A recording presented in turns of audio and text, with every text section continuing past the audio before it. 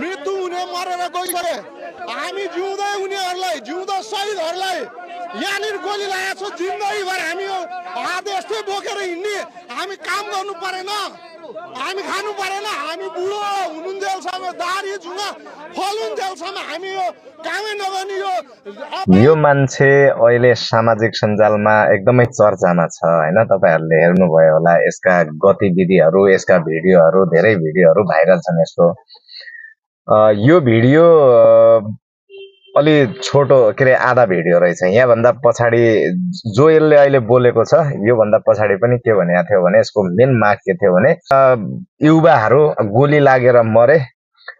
अब उनीहरुको त जिन्दगी सक्यो उनीहरुलाई 5 लाख रुपैयाँ दिए हुन्छ हामी जस्तो जो गोली लागेर घाइते छौं घाइते भएका मान्छेहरुलाई चाहिँ 7 लाख रुपैयाँ दिनुपर्छ सरकारले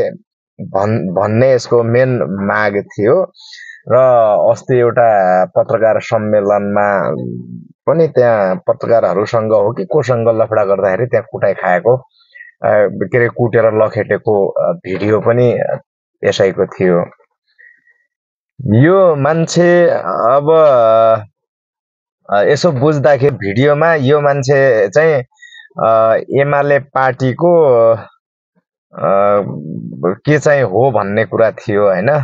जे भए पनि एमाले पार्टीसँग आबद्ध भएको मान्छे हो भन्ने कुरा चाहिँ